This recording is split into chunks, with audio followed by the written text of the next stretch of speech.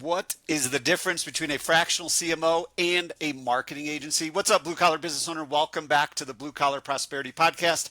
I'm your host, Paul Maskill, where we focus on helping guide you to have a prosperous business. Today we have with us Brennen Smith. Brennen is a revenue-driven fractional CMO who helps $2 to $20 million home service companies turn marketing into a scalable revenue engine. After running his own agency for 10 years, Brennen now helps the trades generate more leads, close more jobs, and lower customer acquisition costs without the overhead of a full-time CMO. He's on a mission to help business owners stop guessing and start growing with marketing that aligns to sales, operations, and customer service for long-term profit. So that is Brennen Smith. Welcome, Brennen. Thank you so much for being here. What's going on today? Thanks so much for having me, Paul. Appreciate it. I'm excited to talk some shop. Awesome. Definitely excited as well. A lot of the things in your intro align with what I do as a fractional CFO because we love Yeah. lowering cost and building the bottom line, increasing profit margin, and running a business that is more predictable from a revenue standpoint. So we alluded to it a little bit in your intro, but give our listeners just a little bit of insight into your journey and how you got to where you are today. Yeah. So my dad was a contractor, and just growing up, he could build a house from the ground, and just seeing him struggle, led me obviously not to go down that path. And so I went to college. From there, I kind of figured out that I had a passion for marketing, communication. And I also played D1 soccer at App State. And so it was very competitive. And I think business is the ultimate competitive sport. So that led me to start an agency, doing websites and marketing. And from there, I was working with all kinds of businesses, software, retail, franchise, mom and pop shops, and some home services. And so this is really my passion. I love this industry. And really what took me from changing, I have a partner that's running the business now, the marketing agency side. And I wanted to go a little bit farther than just, generating leads. I wanted to be able to get in there and work on the systems that actually generate revenue beyond just making the phone ring. So there's a lot of things that happen after the fact. So I wanted to go a little bit deeper and be able to just spend more time with clients. Customer acquisition is, incredibly important. Lead gen is incredibly important. It's very difficult. But there's also so many other steps that come after that. And so I wanted to be able to go deeper and help home service businesses. And the biggest thing is, home services is so essential. Like if you got software and these other, they're helpful, but they're not necessarily essential. If someone's AC goes out, they have to get it done. And the biggest thing is a lot of the owners that I talk to, they're great technicians, they're great people person, but they don't really understand business, and they definitely don't understand marketing and generating money and the different levers that you have to pull. And so I feel like this is the industry that I can make the most impact on. So this is kind of why I'm diving headfirst into the trades. Awesome. So you basically, you still have your marketing agency, somebody else is running it, but now as a fractional CMO, it really gives you more time to really get kind of into the next level with these businesses to really put together the entire strategy, maybe similar to what we said in your intro of not just marketing, but aligning that with the sales and making sure our sales process and call booking rate and all that's Yeah. dialed in, and then operations Yeah. to deliver it, and then customer service to make sure that these people are happy and they're repeat customers. Is that more or Yeah. less the difference in what you're focusing on versus a traditional agency? Yeah, exactly. I mean, you can generate leads for customers, and sometimes they might complain about the quality, or they do tend to get on this obsession about, more leads, but they're not listening. They don't, well, first, they might not even be tracking the calls. And if they are, they're probably not even listening to the recordings, and they don't know how their CSRs are interacting. And so just seeing the fact that I felt like there's so much money being lost, and like this just misunderstanding about how you actually take someone from a click to a job to a repeat customer. And like, it's just, there's a total focus on chasing new leads. So I wanted to go beyond that. And not just digital, right? There's also the whole traditional side, which I think there's so much opportunity there, and with just some good old fashioned hustle, and stuff that you've got to do in the community traditionally as well to really make a name for yourself. So I wanted to be able to help pull all those pieces together and really, drive the business towards, long-term goals and long-term revenue and profit. So I'm really enjoying just being able to look at the different parts of the business and figure out how do we actually improve it and make a little bit more money here and there. And all that together adds up big over time.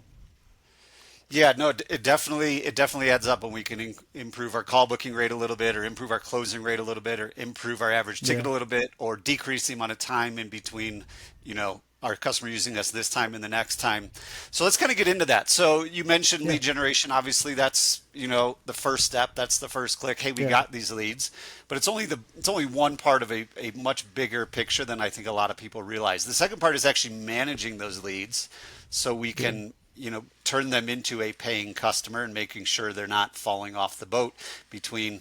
clicking and actually paying. So what are some of the things in that customer acquisition equation that we might be overlooking that our listeners could focus on? I think, one of the first thing is like getting the phone to ring. But a big part that I think a lot of people are overlooking is there's a lot of businesses that, they could be still at 5, 6, 7 million, but they're not tracking the calls. They're not recording the calls. That is like, if you don't know where the calls are coming from, step number one, set that up, call rail, service titan, whatever tool you have to use. You've got to track the calls and know where they're actually coming from. So that's a big part. Second part is they're not listening to the recordings if they are tracking. They don't necessarily know that some of their CSRs are being rude, or they're just kind of they're not really asking a lot of questions. They're just trying to intake, and they're not really, being empathetic or whatever it is.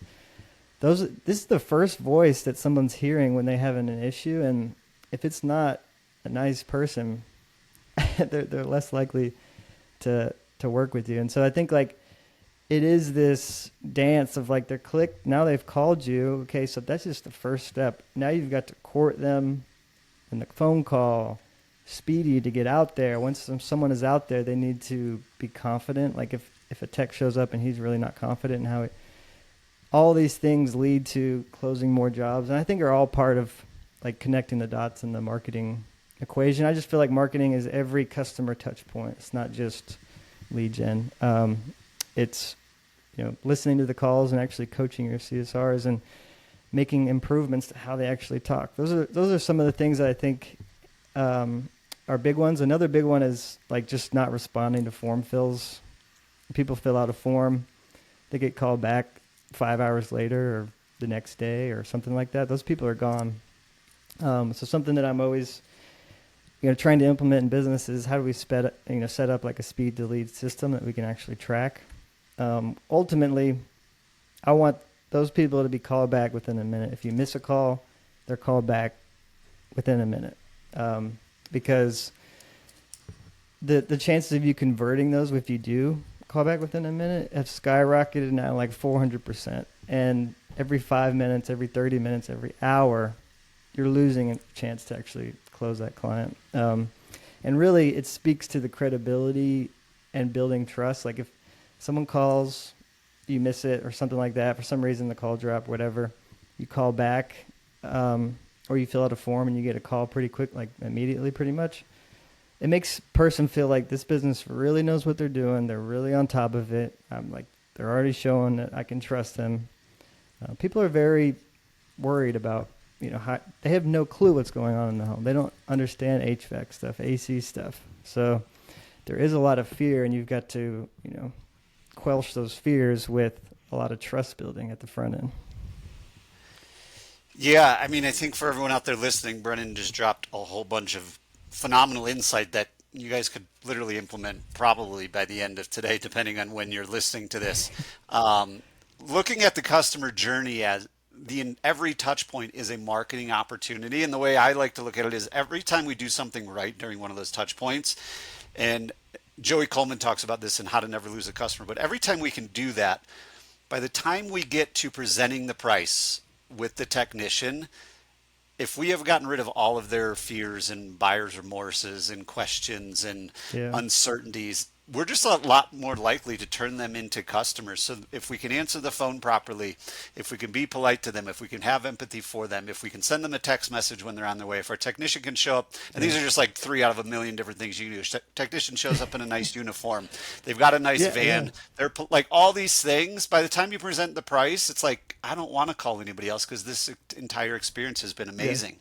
I like to kind of equate it to, I think it was Jeff Bezos talked about, if you can run your business like every day is the first day, you would never miss a call. You would never be rude. You would Yeah. always show up on time because it's like you need that one customer. But I think COVID has, and we talk about this a lot. You hear it a lot about in the industry, but things were so easy in COVID. The phone was ringing so much. We didn't have to be polite. We didn't have to answer on the first or second ring. We didn't have to call people back.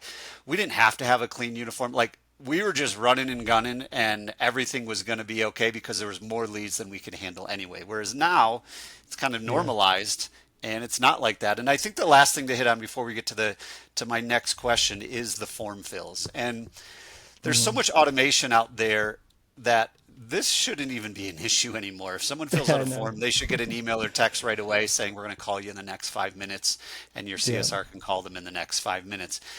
I think, especially now, as the next generation kind of comes through into home ownership, that there's a lot of people, myself included, who don't want to call companies. I want to fill out a Yeah. form, I want to text with the company and make sure a technician shows up later today. Like literally, Yeah. that's what I want to do because I don't want to talk to people, and that's just the nature of it. Like yes, if there's an emergency and your AC's out or your hot water tank just exploded, you'll probably call somebody, right? And we Yeah. need our CSR to be polite, empathetic, get that call booked, and get out there today. But making sure your form fills are, being responded to immediately, making sure you're tracking all the calls, making sure you're taking advantage of every touch point in the journey. And if you do miss a call, having an autoresponder where they get a text message right away, hey, we saw we missed your call, we'll give you a call right back. All Yep. these things can be done and Yep. should be done in order to, like you said, speed to lead and grow the bottom line. So Yeah. with that being said, I know one of the big things you talk about in your content is the lead treadmill. And a Hmm. lot of times we're always just thinking about today and tomorrow. We're not thinking about once someone pays, it's just like on to the next one, on to the next one. We need more leads. But you're more on like, let's think lifetime value. Give our listeners a little bit of insight into what that means to you and how we can start to kind of think more Yeah. lifetime value of a customer versus today's leads. Yeah.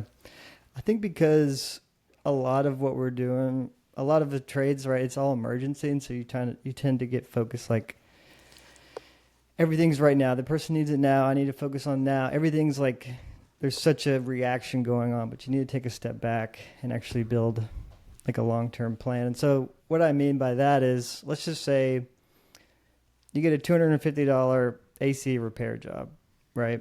But you do a really good job. Now that person signs up for maintenance, right? They pay you for maintenance every month for 6 years. Then in 6 years, they call you to replace the unit. And then they're also referring their neighbors at the same time, right? So like how much money did they make you over an extended period of time? How long did they stay with you? So that $250 job initially, you treated them right, it turned into 15,000 or more over that time period. And so really being able to treat every lead like gold. And I kind of make the analogy of like, there's a lot of hunters out there always chasing new leads down, but we need to be farmers and we need to plant seeds and build like long-term relationships with people. There's only so many people in your city. So it's so much easier to get a customer and get them keep paying you than it is to acquire a new customer. New leads are expensive and your existing customers are under leveraged, and there's so much value to get in getting them to pay you more. It's so much, it's 5 to 7 times cheaper to just get them to keep paying you. But that only happens when you treat them really, really good. And so I think everyone wants the big jobs, but sometimes the small jobs lead to the big jobs. You just got to play the long game.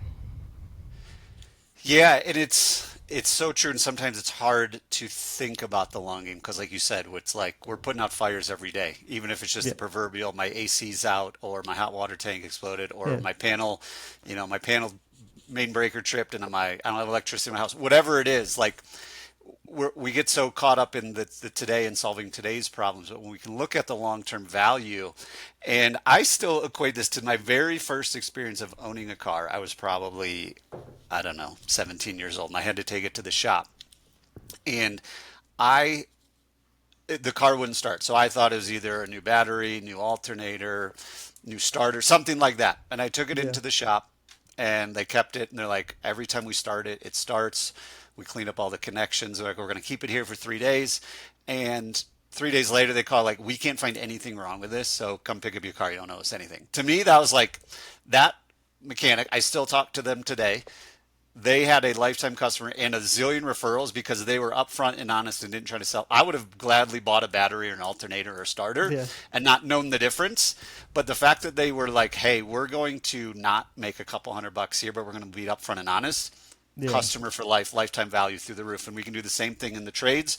Whether Yeah. it's like you think you need a new, you think you need an AC system, and they're like, nope, it was actually just a loose connection, or oh, you're good for another like your example, you're probably good for another 5 or 6 years. Then we'll probably look to Yeah. replace it. But if you get under a maintenance plan, we'll do our best to continue to maintain Yeah. this thing so you can maximize the life out of it. That creates 100% trust, transparency, referrals, raving fans, all the good things. So, Yeah.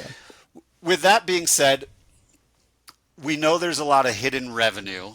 We've kind of talked Hmm. about some of the holes in the bucket of the customer journey, but in your opinion, what are some of like the biggest low-hanging fruit from a hidden revenue standpoint where we're just overseeing it, we're stepping over it because we're focused on the wrong thing? Yeah. I think the two biggest things are, if you actually listen to the calls, you'll notice like quite a few missed opportunities. So they call in for various reasons. The CSR is like, oh no, we need to talk to an engineer first, or oh no, whatever it is, right? They could just, you don't necessarily know unless you're paying attention to what they're saying. They might, for some reason, just turn them down and say we don't do that. Um, so there's probably some missed opportunities there, that would affect like your booking rate. So potential jobs that could turn into appointments, they're not booking them for some reason. So you got to pay attention to that. The biggest one, hidden revenue. I mean, hidden revenue really lives in the cracks. It's the missed calls, it's the missed opportunities, and then it's the follow up. I mean, I look in CRMs and I see millions and millions of dollars in open estimates and zero follow up. So that's usually like a good place for me to start. Is like, all right, how do we reactivate some of these? I mean, we could go all the way back. I mean, it doesn't hurt to send these people a text to say, are you still interested in a new AC? Did you ever get that? You know, some people just push decisions off. And it could be a financial thing, but you never know. And so a big thing is like, how do you reactivate the thousands of leads you already have in your CRM? Like, have you contacted them? Have you called them? Have you left a voicemail? Have you sent them an email asking if they're still in the market for whatever? Just those small things. And then having a process for like, when we send an estimate, then the next day we follow up. Like, what is the system? And when do you say, okay, let's just add them to like our email newsletter. We'll keep them, nurturing there. But you need to have an actual plan, and it needs to be followed every single time for, I'd say, a couple weeks. There's calls involved, there's texts going, there's emails. All that activity needs to be tracked so you know how many times they were followed up with. But some people are they're getting quotes, they're overwhelmed. Something else could come up in their life. I'll give you an example of something that happened to me. We had some drainage issues in our backyard. We had 3 different companies come out. All of them proposed something completely different. We ended up just doing our own thing. There was one company that followed up from their quote. One. And that was like 45 days later. And this is so common. Like, if you can start to fix that, like, you'll stand out, because everyone else is, even big companies that I look in and I talk to, like, it could be at 7 million, it could be at 10 million. There's always room to improve the follow-up. Yeah, and I think it's notorious in the home service, home improvement world to begin with, of like, oh, here's your quote, on to the next one. Yeah. Call me if you want to do it. Otherwise, and we, like you said, we don't have a repeatable system. of the technician gets it for a couple days, and then if they don't follow up, then it goes to inside sales, and then they're going to get text messages and emails reminding them. Because like you said, sometimes people just need a reminder. And even in your example, if you have drainage issues, probably they're gone within like 4 days. So then you're like, oh, I guess I'll just kind of put that off. And then they follow back up 45 days, and like they happen to follow up when it's raining and your backyard's pretty wet. You're like, yeah, we should probably move forward with this. And you're the only one that wanted Yeah. our business. So here you go. But some Yeah, other great exactly. takeaways for the listeners out there. And I know we mentioned it earlier of we need to be recording the calls, tracking the calls, coaching on the Yeah. calls as well. I know a lot of people say, well, I don't have Service Titan, so I don't know how to do that. And you mentioned CallRail. CallRail is phenomenal. Hmm. That if you don't have Service Titan integrated with your phones and all that, you can use something like CallRail. And then another thing that you mentioned that everybody out there should be doing is staying in, regular communication, staying top of mind with your entire database, sending a monthly newsletter, sending a seasonal text message of, if you're running a drainage company, hey, rainy season's coming. If you want to get ahead of the game and get your backyard drainage fixed now, let's do it. So it's really just reminding people Yeah. and providing value. And so many times people Yeah. are grateful for that. They're grateful, like, oh Yeah. man, thank you so much for reminding me, wanting to get that done. Let's go ahead and do it. My wife's been bugging the crap out of me, or whatever it might be. And Hmm. I think what kind of to wrap this part of the conversation up, one of the things that when I owned a home service company that really made it eye opening for us to like really cherish and be grateful for every lead and trying to make the most out of every lead is if you do the math, just kind of working backwards of what's your average ticket, what's your closing rate in the field, what's your call booking rate, you'll come up with a number of what each lead is worth. And once you realize what each lead is worth and multiply by Hmm. how many you're missing, then you're really Yeah. going to start to get to work on like, we need to get this thing dialed in. So I would encourage Yeah. anybody out there to do that basic math. Yeah. I actually built a tool, and it's on my website. And basically, what you do is you put in your leads, you put in how many appointments you ran, and it's going to calculate like your booking rate, and then it's going to calculate your close rate, how many turned into jobs. And then what you can do is see like here's how much more money you could make based on your average ticket if you increase your booking rate by 10%, or increase your close rate by 10%, or increase both. Right, 10% would be big improvement, but if you increase both of those things, it is quite astonishing how much more money you could be making every single month. And that's what the big companies do. They're not doing anything secret. They just are obsessed with the systems of following up and treating every lead like we're going to service them. We're going to give them value. We're going to extract money from them as well. And we're going to build a long-term relationship. But they treat every lead like it's their only lead. And they do that at huge scale across the country. And that's how they grow. There's nothing secret. Yeah, it's funny, and whoever's listening, you probably thought that my statement was planted, but I didn't even know Brennan had this thing on his website. So Yeah. go check it out. It's simple math, but we run this with our clients every time they say, well, we want to spend more money on marketing, we want to scale. And Yeah. to Brennan's point, if we do all these other things, we probably don't need to spend any more on marketing. We're going to actually then lower our percentage of marketing, which is going to then increase your net profit margin and Yeah. significantly increase revenue without spending another dollar on Google Ads or another dollar with Yeah. Yelp or another dollar Yeah. with Facebook ads or whatever it might be. If you don't have to spend more on ads, that's a win right there, and you're getting actually more jobs from it. And if you're not having to run more jobs, you've improved your close rate because you've built more trust. That's another win there. You're not having to run more jobs. Like both of those situations, you're just making the most out of what you've got, and that significantly impacts the business. Yeah, and I think to your point earlier of lifetime value, if we keep doing these same boring things over and over and Yeah. over, the amount of revenue that we're going to bring in that we didn't have to pay another penny for because they're referrals or because they're existing Yeah. customers is going to be through the roof. And you'll eventually do the math and realize like almost all of your business is coming from existing customers, whether they keep using us, their neighbors keep using us. And it's just kind of this flywheel effect of the more you can do with the leads you're getting, the less new leads we have to get. And even when we do go get new leads, even if we're spending $200 per lead, call it, that's Yeah. probably 1 out of 10 that are actually new leads because the other 9 are coming from organic ways that you've done over time. And something we haven't even hit on that you had kind of alluded to is this isn't all just online digital stuff as well. There's a lot of like just old school marketing that will work forever because Yeah. a lot of times homeowners, when they need a trade, they're not going to go to Google first. They're going to go to their friends, family, and neighbors and say, "Hey, I know you had your HVAC worked on recently. Who was it? Did you like them?" And before they even go to Yeah. Google. So, just as we start to wrap this up, what are some of those, just other easy things we can do, maybe in the more like traditional old school marketing that work to continue to drive down what we're spending on marketing? Yeah.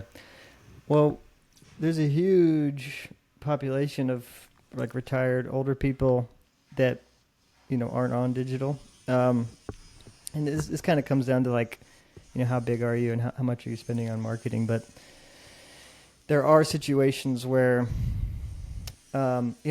being involved in the community, the little league sports, but also there's opportunity in radio, AM radio. Like there's still people that actually just listen to AM radio stuff, not necessarily. And so there's radio, and then there's the direct mail, which there's plenty of older people that are retired. They're at home. They have more money than any other subset of population, and they have stuff that's wrong in their house, and they might not be aware of it. So direct mail. I think the thing with direct mail is like you cannot just do one thing and just think it's going to do something. You've got to hit it multiple times. You got to hit that neighborhood multiple times. And then like if you have a really nice brand and truck wrap and you're in that neighborhood, they're going to see your truck as well. So all of those things kind of play together, but I definitely think there's still a big opportunity in direct mail and even with some of the radio as well, to hit some of the older population. Love it. That's awesome, Brendan. Super appreciate it. There's been a ton of things that you guys can take away from this to start implementing in your business to drive down the cost of your marketing, increase your bottom line, and increase the top line as well. But as we start to wrap this up, Brendan, we want our listeners to take immediate action on something that we talked about today. We want them to do something within the next 24 hours so they can start to build momentum and move their business forward. Out of all the things we've talked about, or maybe something we haven't talked about, what's one thing that you would recommend they do in the next 24 hours? If you're not tracking calls, you need to get that set up. Like take an hour, go to CallRail. If you don't have Service Titan, or if you have Jobber, if you have House Call Pro or whatever it is, if you're not tracking your calls, you can use CallRail. Set that up. Set up call for Google My Business, a website pool. If you're running other Google ads, that as well, Facebook ads, what are all the channels? Set up different tracking numbers. Set those up on your website and in various places. Track the calls. So you can actually start to see like where calls are coming from and record those. If you are already doing that, take 2 hours and go listen to the entire month, July, whatever month you're listening to this, go and listen to the entire month of calls that you've recorded. And go back through and make notes and just look for the missed opportunities and the coaching points. I definitely encourage you to do that, and you'll find a lot of areas that need improvement just with the conversations going on from your front office. There you all have it. Go to CallRail. If you're not recording calls, tracking calls, figuring out where all of your leads are actually coming from, go to CallRail today. Make it happen. Brennen Smith, thanks again for coming on the show, sharing your journey and providing a ton of actionable advice, insight, wisdom for all the blue-collar business owners out there as we continue our journey to prosperity. Before we sign off, though, Brennen, where can our listeners go to keep in touch with you? Yeah, I'm very active on LinkedIn, so if you want to find me there, send me a DM connection. You can also go to compassfractional.com where you'll find a couple tools. I have the booking rate and closing rate calculator, and then a revenue scorecard. It's just going to ask you about 25 questions that will help you see what are the different stages in the operation that need work. So, find me on LinkedIn or go to my website and reach out if you need something. Awesome, Brendan. Appreciate it. So that, again, guys, compassfractional.com, or if you are a LinkedIn user, go there. That's actually how I met Brendan and how we ended up having him on the show today. Brendan, thank you again for your time. Really appreciate it. Thank you, Paul.